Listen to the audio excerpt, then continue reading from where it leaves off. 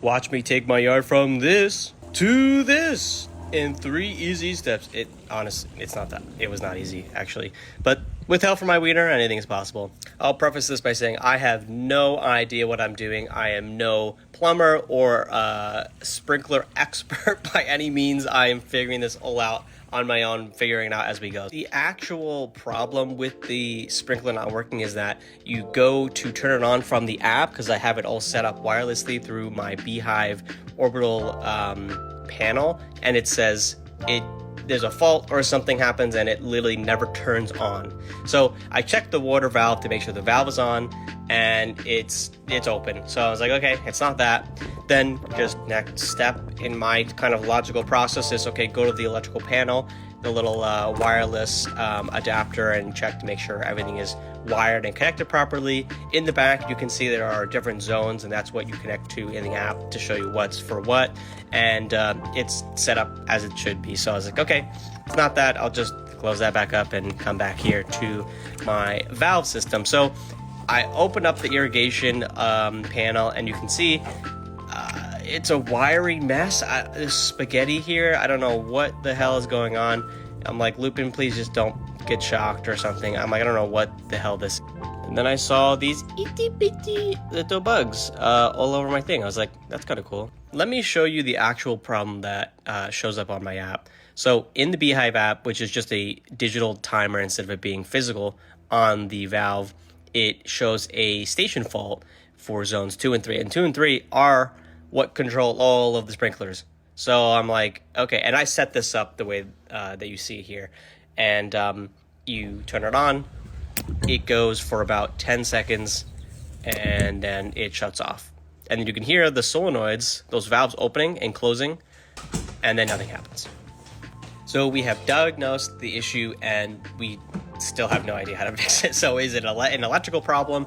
Is it like a water pressure issue? Is there like a valve that's broken? Is it like I still have no idea. So I'm gonna pull down some of my electrical equipment and see if I can test something, and kind of go from there and deduce and kind of move forward and factor out where I can start testing and breaking down the problem. So I see I have this kind of spaghetti mess. You can trace back the wires to each of the solenoids, but long story short, if you look at them, they're all corroded completely. These wires were just stuck into the soil.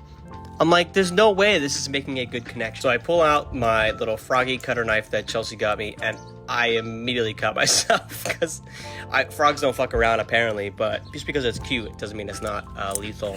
So I cut back a little bit of the sheathing, and I strip back the wires to see, oh, maybe I'm just having a corrosion issue at the top of each of these wires. But as you can see, and if you know nothing about electricity or wires or anything, it's not supposed to look like this.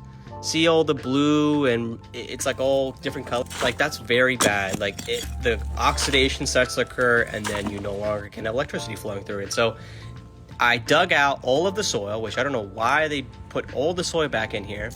And as I knew we were definitely having an electrical problem, I was like, okay, is there still water pressure coming to the valves?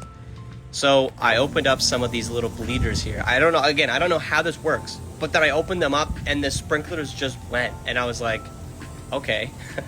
And then I went back and I was looking at this footage, and I was like, Blue just jumped out of his little pool there.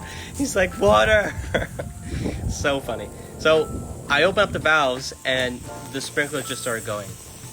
So I figured, okay, it's not a water pressure issue, I guess, because the water is flowing, clearly. There's no blockage issues. So I thought we had some progress here, which was good. But Blue just started drinking the water, and I thought that was hilarious. He's never done that. So, however, if it wasn't a water issue, I was like, okay, we must test the electrical part of the system, which was the solenoids opening and closing through the app and through the electrical part here, what the spaghetti mess is. And I was like, okay, let me look up what the resistance should be for this to open and close. And it said it should be between 20 and 60 ohms, and I checked it with my multimeter, and it was 19. And the problem was, it was showing that it was an open circuit still, but it was weird because the solenoids would still open and close for that small amount of time. So we knew that they were still working. So I had to dig into this a little bit deeper to see what was going on, but I couldn't fit everything in this video. So follow along, and I'll see you for part 2.